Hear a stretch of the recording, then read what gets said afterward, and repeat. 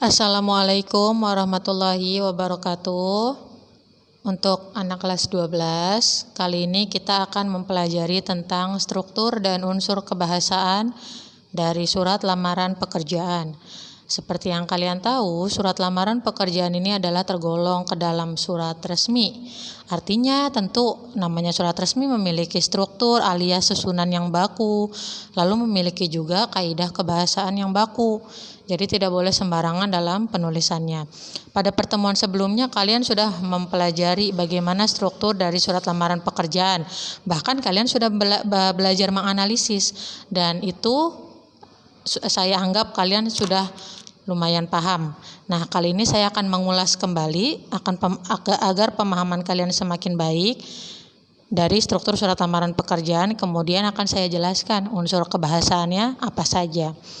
Yang pertama, struktur dari surat lamaran pekerjaan ada tanggal surat. Peletakannya ada di margin kanan ya, di bagian atas, pojok kanan atas lah lebih gampangnya.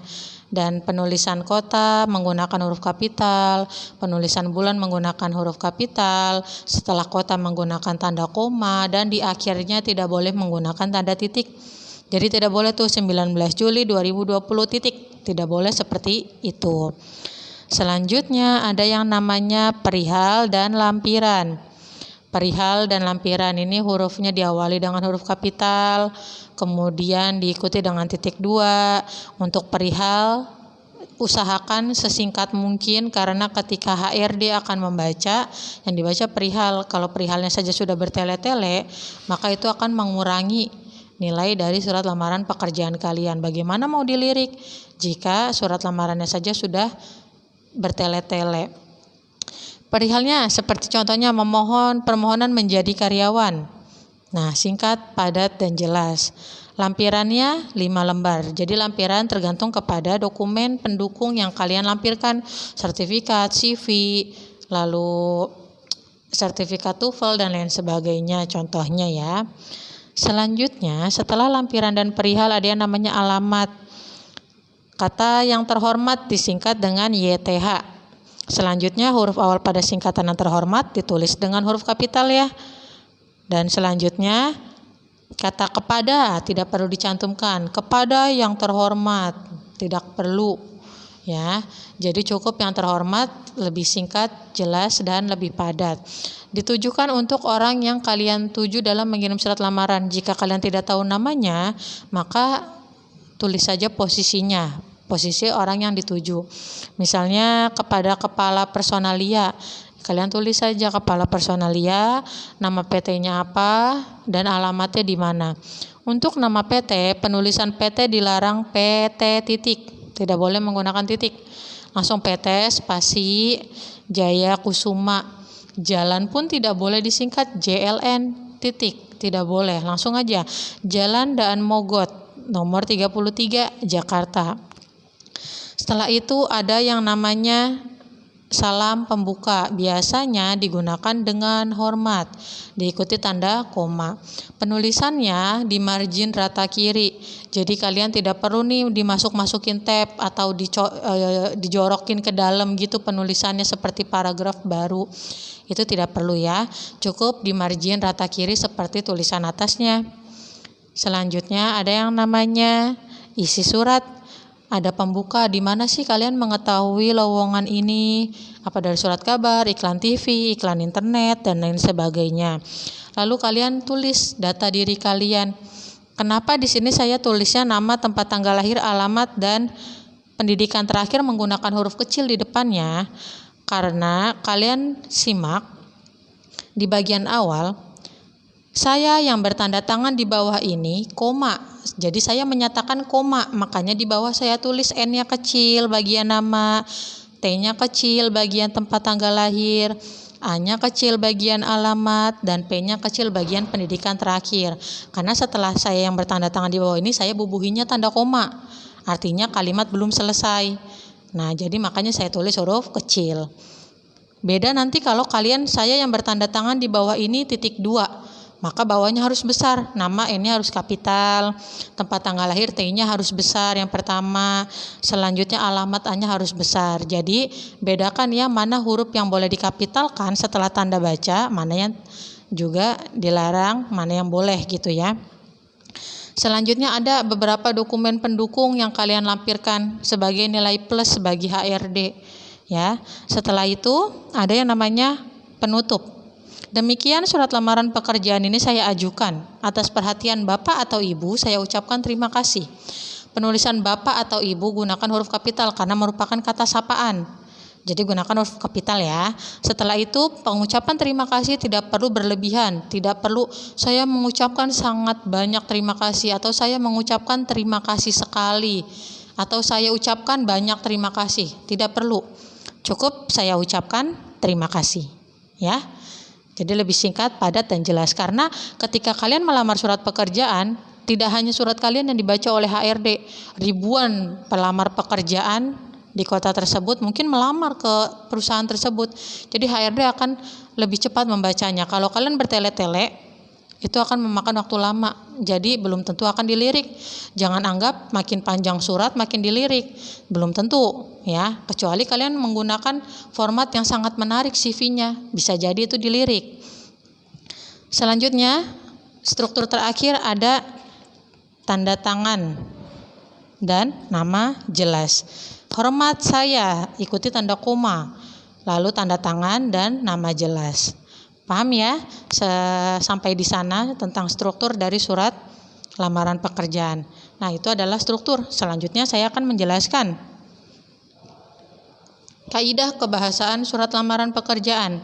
Yang pertama tadi ada struktur atau susunan kalimat ya. Contohnya nih, saya beri contoh mana yang salah, mana yang benar. Atas perhatiannya saya ucapkan terima kasih. Atau atas perhatian Bapak atau Ibu saya ucapkan terima kasih. Tentu yang benar adalah yang kedua. Atas perhatian Bapak atau Ibu saya ucapkan terima kasih. Karena kata sapaannya sopan. Berbeda dengan yang pertama. Atas perhatiannya, imbuhannya ini merupakan kata tunjuk untuk orang ketiga. Orang ketiga itu maksudnya di luar pembicaraan ya. Ada dua orang berbicara, oh sepatunya saya bawa, kamu mau pinjam.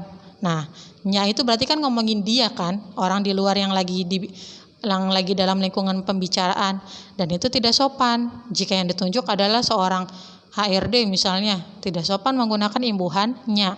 Jadi perhatikan ya. Selanjutnya, setelah struktur kalimat ada yang namanya diksi.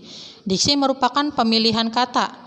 Semakin baik pemilihan kata, semakin jelas kalimatnya. Ya, jadi nomor 2 dan 3 ini berkaitan. Contohnya gini. Ada yang pertama. Seperti yang tertera pada CV saya pernah bekerja di PT Indomakmur selama 3 tahun sebagai akuntan. Ini salah. Yang betul adalah saya pernah bekerja di PT Indomakmur selama 3 tahun sebagai akuntan. Kenapa dikatakan yang pertama salah? Karena kalau kalian lihat, seperti yang tertera pada CV saya, nah berarti secara tidak langsung ini menyuruh HRD atau orang yang membaca surat lamaran kalian tuh membaca CV kalian. Ini adalah makna tersirat. Jadi kalian nyuruh orang untuk baca surat lamaran kalian bagian CV dengan jelas gitu. Nah, ini tidak baik. Ya, pemilihan diksinya kurang tepat. Tidak seperti yang tadi saya jelaskan. Tidak perlu panjang lebar, cukup kalimat yang singkat, jelas, tidak menyinggung. Ya, kalau yang di pertama ini kan cenderung menyinggung. Seperti yang tertera pada CV saya, oh berarti kamu nyuruh HRD baca punya kamu, CV kamu. Ya, jadi yang sudah cukup adalah saya pernah bekerja di PT Indomakmur selama 3 tahun sebagai akuntan. Ya, mau dia baca CV-mu, mau dia cuekin CV-mu, yang jelas kamu informasikan dengan baik. Selanjutnya, yang keempat ada kaitan antar kalimat. Jadi antar kalimat tidak boleh rancu, atau antar kalimat tidak boleh ambigu atau memiliki makna ganda. Kalian harus jelas antar kalimat ini mau kalian apakan. Nah, seperti contohnya gini. Besar harapan saya untuk diterima sebagai pegawai di perusahaan yang Bapak atau Ibu pimpin. Jadi untuk mengaitkan antar kalimat, kalian bisa gunakan konjungsi atau kata penghubung. Ya, di sini ada kata untuk dan sebagai. Jadi lebih jelas. kalian lebih bisa membuat HRD atau orang yang membaca surat tersebut lebih mudah mengerti apa yang kalian maksud. Tidak ambigu jadi kalimatnya ya.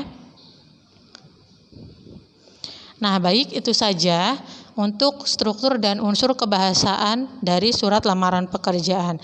Jadi saya simpulkan dari materi kali ini, struktur dari surat lamaran pekerjaan ada tanggal surat, lampiran, perihal, alamat surat, salam pembuka, isi surat, juga nama jelas dan tanda tangan. Untuk unsur kebahasaannya sendiri terdapat 4 poin. Yang pertama tadi struktur atau susunan kalimatnya. Selanjutnya ada diksi, pemilihan katanya tidak boleh ambigu, tidak boleh rancu. Ketiga ada kejelasan kalimat berkaitan dengan diksi, ya, tidak boleh bertele-tele kalimatnya. Selanjutnya ada kaitan antar kalimat. Kaitan antar kalimat menggunakan kata penghubung atau konjungsi. Dan tetap yang paling penting dari surat lamaran pekerjaan atau surat resmi lainnya, tidak hanya surat lamaran pekerjaan, adalah ejaan. Gunakan ejaan bahasa Indonesia yang baik dan benar. Ya, sekarang ini namanya bukan EYD lagi, bukan ejaan yang disempurnakan, tapi yang benar adalah EB. Ejaan bahasa Indonesia. Jadi penggunaan tanda koma, titik, titik dua, huruf kapital, imbuhan itu harus kalian sangat pahami ya. Terlebih kalian sudah kelas 12, harus lebih memahami tentang ejaan dibandingkan kelas-kelas di bawah kalian ya. Itu saja yang dapat saya paparkan untuk materi hari ini. Semoga mengerti. Jika ada yang tidak mengerti, silakan hubungi saya agar dijelaskan kembali. Terima kasih atas perhatiannya. Wassalamualaikum warahmatullahi wabarakatuh.